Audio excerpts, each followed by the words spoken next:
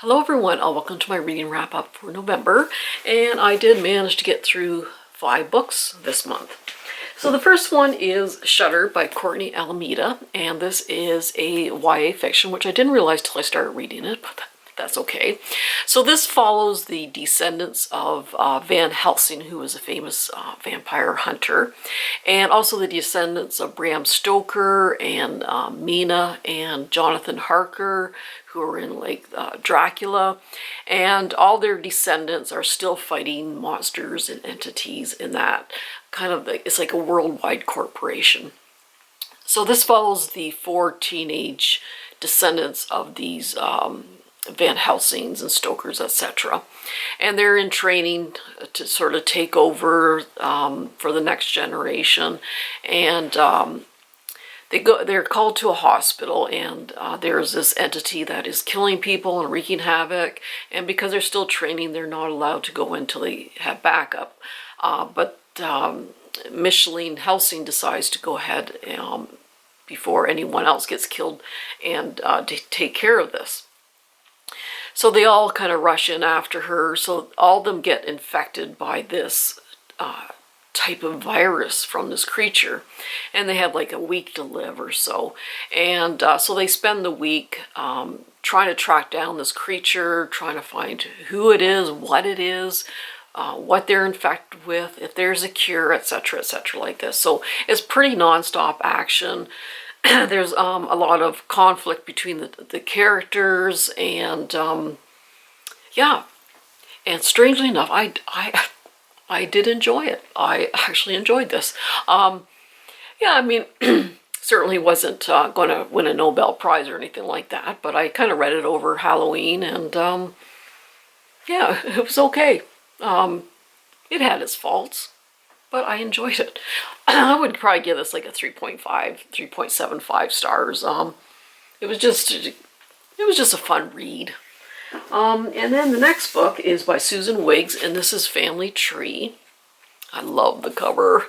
And this follows Annie Rush. So she has a very successful cooking show on television.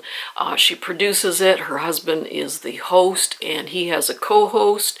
Annie always wanted to be the co-host, but she was kind of, this other woman was picked over her, which she's kind of still resentful about.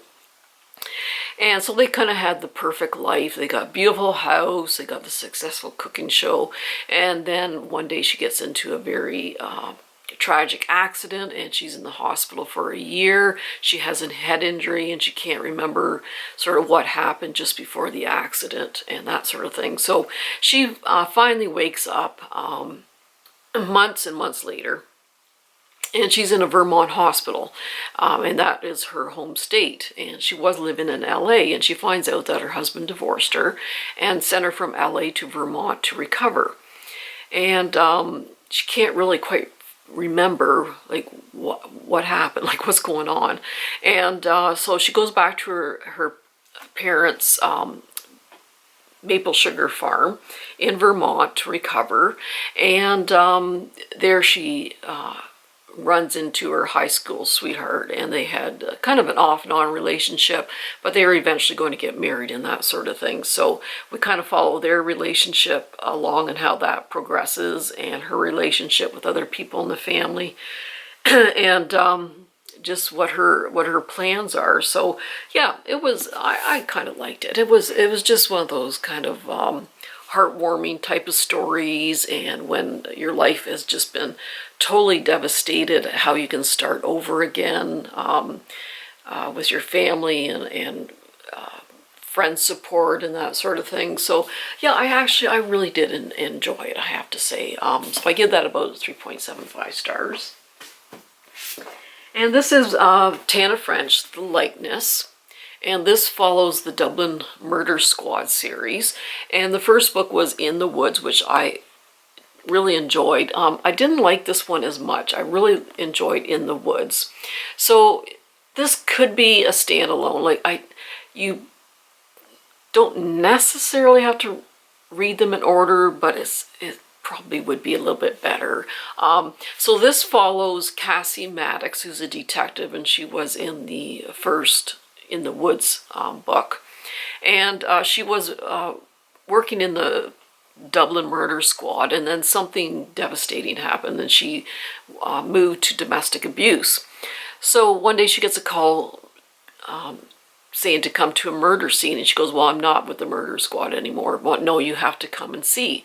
And she gets there and she finds out that the victim is this young woman who is basically her doppelganger, looks exactly like her. And when she was working undercover, she used a specific alias, and the murder victim, her ID, she was using the same name as she was when she was undercover. So there's a lot of unanswered questions. So because she looks so much like the murder victim, they said, go undercover. She lives about a mile away with her 4 roommates, and they're all university students. Go undercover and pretend that you had lived and you're returning home and that, which to me was a little bit of a stretch. Yeah, I mean, did she look that much alike and act that much like her, even though she studied videos and that on the phone with, but it was a bit of a stretch for me, I have to say.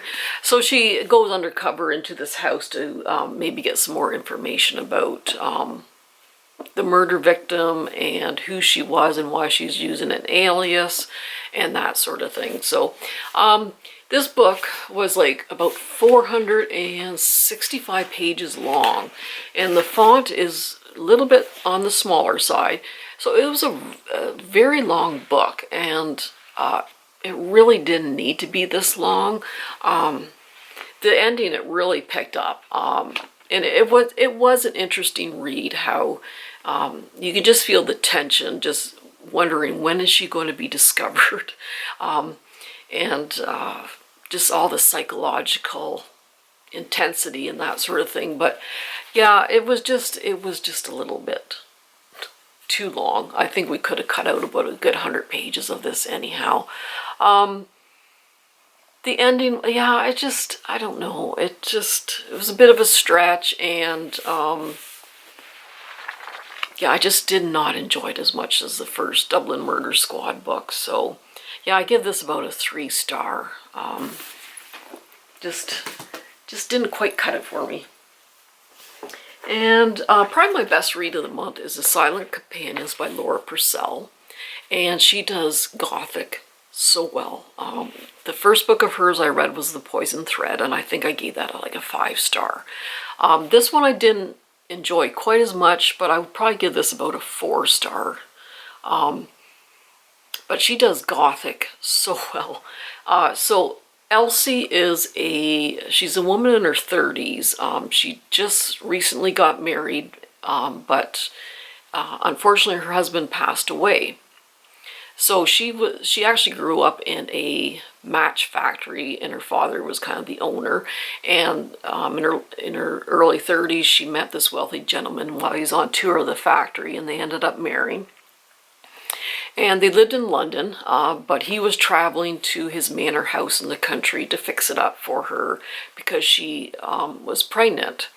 And unfortunately, he passes away, and then she goes from London to this manor house, and it's getting pretty run down and that sort of thing. So she decides that she needs to sort of fix it up, and a lot of creepy things are happening. In this one closet is a locked closet.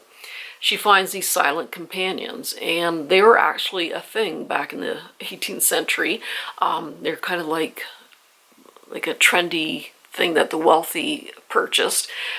There were these like wooden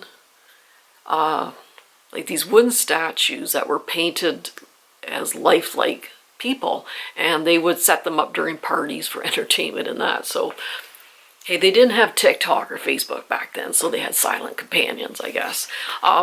So anyway, they bring out one of these silent companions because the one looks just like Elsie. And they set it up. She's actually accompanied by her sister-in-law, and her sister-in-law really wants to set it out. She really likes it. But all these statues just keep moving, and some of the statues that they didn't take out of the closet start popping up around the house. So all these really weird things are happening. And we get a little bit of background into Elsie and what actually happened in her childhood and how her parents passed away, and the psychological stuff really starts to build up at the end, and you're thinking, whoa, is she imagining this stuff or is it actually happening? And I thought the ending was really quite interesting. So yeah, I really do like Laura Purcell's books. Yeah, I do have a couple more that I purchased off Book Outlet. The atmosphere, the way she describes things is, she knows how to do creepy very, very well. And then the last book was The Littlest Library by Pop Sanders, so I need something a little more lighthearted after all those kind of books. And this follows Jess, who's a librarian, and unfortunately she loses her job, and also her grandmother who raised her passes away. Her parents died when she was quite young in a car accident. So she's kind of left floundering, and she's not really sure what to do. There's not a lot of call for librarians, and she just doesn't know what to do. So she goes for a drive out in the country, and she comes across a small village, and she sees this small cottage that's a little bit run down for sale, and she decides to just spontaneously purchase it. So she finally moves in and starts fixing it up, and there is this red phone booth sort of at the end of her yard and that, and people say you gotta do something with this or get rid of it. So she makes it into a little library with the books that her grandmother had given her, and proves to be quite successful.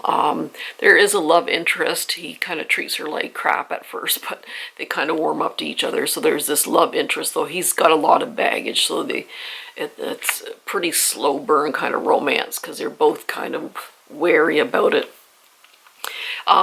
It's a great book about found family. There's a lot of people who you would think that they're not good people, but she finds out they really are good people. The library kind of brings people together and unites them, and yeah, it was just a fun, cozy kind of read. So that one's about a 4-star for me. So those are the books I read. So not the greatest reading month, but not too bad. And presently I'm on my second book this month, and this is by Catherine Arden. And this is a sequel to The Bear and the Nightingale. So this is based on Russian folklore. The Bear and the Nightingale, I gave 5 stars to. She just knows how to tell a story. It's like an adult fairy tale / Russian folklore, and I just absolutely love the first book. And this is The Girl in the Tower. And yeah, I'm only 50 pages into it, but already I'm really enjoying it. I love her writing style. I love how she tells a story. And yeah, there is 3 books in the series, so I may read them back to back. I may do the 3rd one after this, but we'll see. But yeah, thoroughly enjoy those books. So that's it. That is my reading wrap up. And yeah, I'm getting into a lot of snowy, wintry books, a lot of isolation kind of books for the winter. It's just getting that time of year. So let me know what you're reading, what you've been enjoying, and everyone take care and happy reading, and we'll see you soon. Bye-bye.